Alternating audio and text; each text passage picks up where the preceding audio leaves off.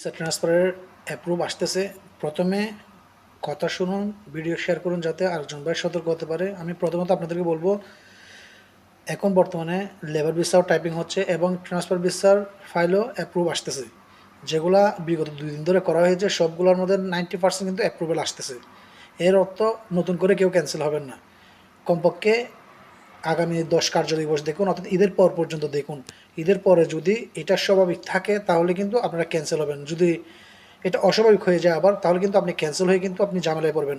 আর এটা নিয়ে খুশি হওয়ার কোনো দরকার নাই। বিশ্বস্ত যে ট্রাভেল এজেন্সিগুলো রয়েছে, টাইপিং সেন্টারগুলো রয়েছে, শুধুমাত্র ওনাদের সাথে টাকা লেনদেন করবেন।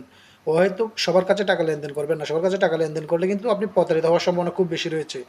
তো আপনারা জানেন কোনগুলো বিশ্বস্ত, কোনগুলো অবিশ্বস্ত।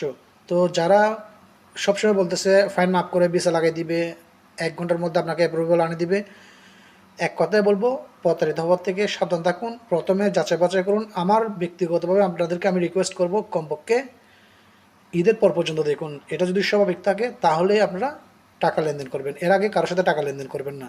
অ্যাপ্রুভ আসতেছে, দেখেন সেটা আরও কয়দিন থাকে, কারণ আমিরাত গভর্নমেন্ট কিন্তু এটা এখনও পাবলিকলি ডিক্লার করেনি। এটা আনঅফিসিয়ালি এখনও হচ্ছে, অর্থাৎ অফিসিয়ালি সরকারিভাবে কোনো ডিক্লার আসেনি। আশা করি আমার কথা বুঝতে পারছেন। ভিডিও সর্বোচ্চ শেয়ার করে দেবেন যাতে এই বিষয়ে সবাই জানতে পারে এবং সবাই সতর্ক হতে পারে। আসসালামু আলাইকুম রহমতুল্লাহ।